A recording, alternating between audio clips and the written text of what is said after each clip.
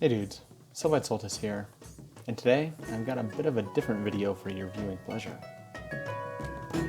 As you may or may not remember, I currently live in Ulaanbaatar, Mongolia with my family, my lovely wife and 2 daughters. But as I plan to eventually move back to the United States, I rolled my classic characters on US servers, Mankrik Horde and Atiyesh Alliance specifically. Well, I recently got into a discussion with my guildmates about what it's like to play on a server that's on the opposite side of the planet, and it got me thinking, what if there are others in a similar situation as me? Or maybe there are players out there who want to play with distant friends or family.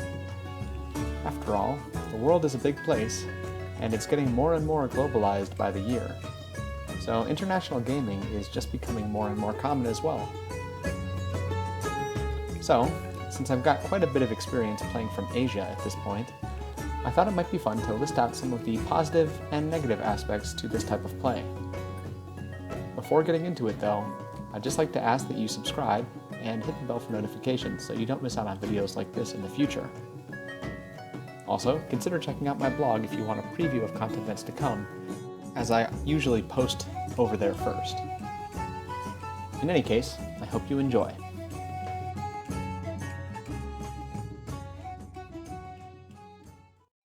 While you can probably imagine quite a few problems with playing on a server that's far away from you geographically, there are some great benefits that I've found made my experience quite enjoyable. First off is the simple fact that your prime time is likely much different from the server's prime time. And when there are fewer players online, there's a lot less competition for spawns. This means that you can quest, level up, and generally enjoy the solo play of Classic a lot more. When you want to go farm water elementals up in the Eastern Plaguelands, you can pretty much guarantee that there'll be some that are still left up. Unless that's where the bots are parked that day, of course. And if you want to tame Broken Tooth on your hunter, you stand a much better chance of being the first one there when he pops. The reduced competition is great for those of us with gathering professions too, as you're much more likely to actually catch a Black Lotus spawn or a thorium vein while passing through a zone during the dead of night. This happened to me when my shaman was running to turn in a BRD quest in the Burning Steppes at around level 57 or so. A random Black Lotus spawned in the middle of one of those burned down dwarven buildings just outside of Flamecrest. Though I had to clear some mobs to get to it, and almost died as a result, I managed to snag it, something that never would have happened during peak hours. Sure, Blizzard recently implemented some changes to these herbs, making them much more common in general, but I'm sure that those of us who play in the dead of night server time will be able to scoop up even more as we simply pass through the zones doing our own thing. Having less competition isn't the only benefit of playing at off times, however. Many people choose to finish up their WoW sessions by taking a trip to the auction house, to dump all the items they've picked up over the day. Since the idea behind this is to log into a nice chunk of change in the mailbox during the next play session, these players often post items at lower prices to encourage someone to just buy it. With less players online, however, the demand sometimes just isn't there. So, if you play during these off hours, usually around 4 or 5 in the morning server time, you can sometimes find some amazing deals. Personally, I picked up a brain hacker for my enhancement shaman for just around 30 gold back when they were typically selling for around 50. And that felt pretty good. So yeah, browsing the auction house in the wee hours of the morning can sometimes be really lucrative. It does really depend on your server size and player base though, so just keep that in mind that the market is always shifting, and it might not always be a pro, and could sometimes potentially be a con. There is one thing, however, that's always a positive. No queues. Without a doubt, playing when everyone else is asleep or heading off to work in the morning has the greatest benefit on larger servers, as you never have to deal with queues whatsoever. Though I play on Mankrik mostly, which has far fewer players than Whitemane, Herod, and Fairlina for sure, I still hear complaints constantly from my guildies, friends, and random pugs about how they are or were stuck in the queue. However, I seldom have this problem. unless I try logging on first thing in the morning, of course. Back when Classic launched, the word on the street was that everyone on every server had huge queues to sit through, then crazy competition for mobs once they finally got in on day one.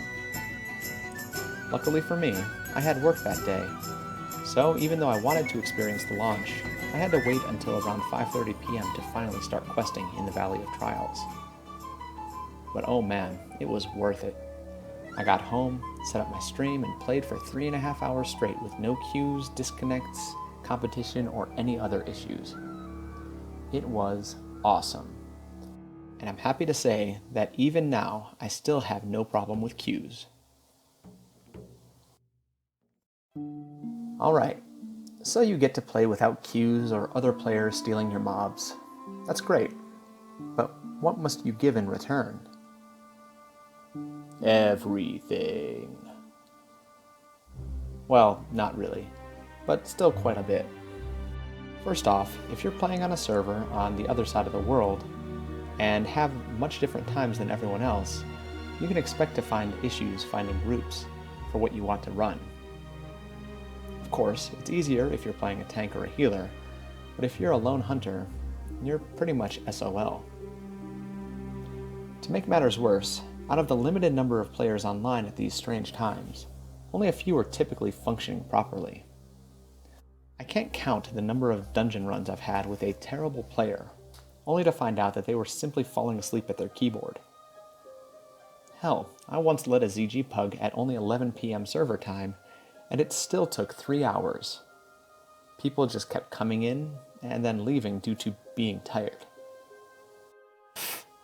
Weaklings. But that's not the only issue, unfortunately.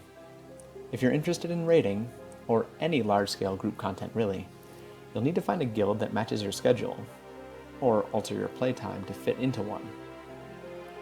Your guild options are really limited if you can't play at the server's prime time, which is usually around 7 to 10 p.m., meaning that you really don't get to shop around for the perfect guild.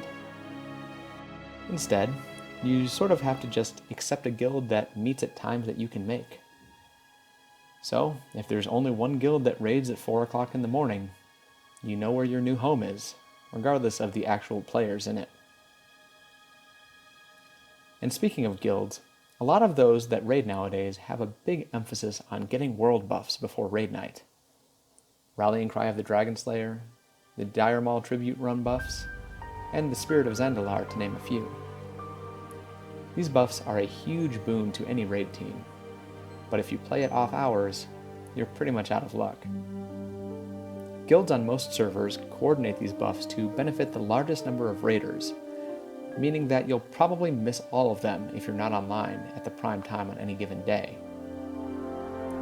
Sure, if you park your character in Booty Bay or Orgrimmar and stay logged in, you might just get lucky, but generally people don't turn in Anixia's head at 2:45 a.m. server time. So, yeah. Finally, there's one last little con to playing on a server from the opposite side of the planet that people usually think of: the lag. All my friends and family back in the US tell me about their 20 to 40 millisecond latency. I'm typically sitting at around 300. And while this issue is definitely much more manageable now than the 900 to 2000 millisecond lag that I had back when I played in Japan in 2007, it does still cause some problems from time to time.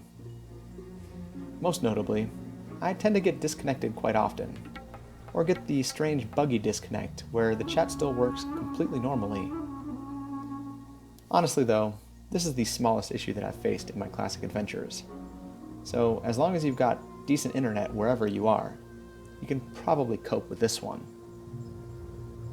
Good luck finding groups though.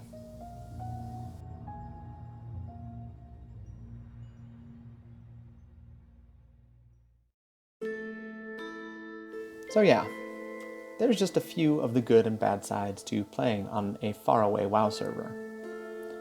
Overall, it's definitely a fun experience, and vastly different from the way in which most people play the game. There are a few other quirks that I think are worth mentioning too, such as late night LFG chat, and the personalities of the night owls you'll likely encounter out in Azeroth at 3 a.m. These guys will definitely keep you entertained, or offended, depending on how thick your skin is. But yeah, I don't think that these are necessarily pros or cons. Just another fun little difference from the normal playstyle. So, in general, what do I think? Is it worth playing on a distant server? My answer is, it depends on how you enjoy the game. If you love solo play, or know of a guild that does exactly what you want to do when you want to do it, then yes. However, if you really want to have more options for groups, guilds, and participating in the min-maxing culture of world buffs, then definitely no. Overall, I've been thoroughly enjoying my playtime on both Mankrik and Atiesh, but it's been an uphill battle trying to make schedules work, and I've struggled to complete my own personal goals in-game. That being said, the lack of queues and competition have really been nice, so I can't complain too much. At least I didn't roll on Fairlina. I get on, do my thing, and generally have a good time most days.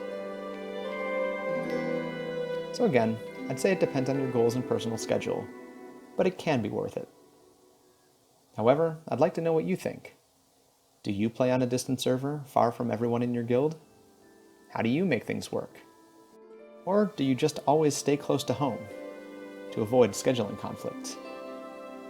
With an eventual classic TBC and my family's eventual move back to the United States, I'm really considering my options going forward, so any input you all have would be appreciated. But anyway, that's it for today. If you like this video or found it informative, then subscribe and hit the bell for notifications. Follow me over on Twitter for updates on new content as well, and check out my blog if you like written content, as that's where I start all of these videos. In any case, thanks for watching, have an awesome day, and as always, take it easy guys.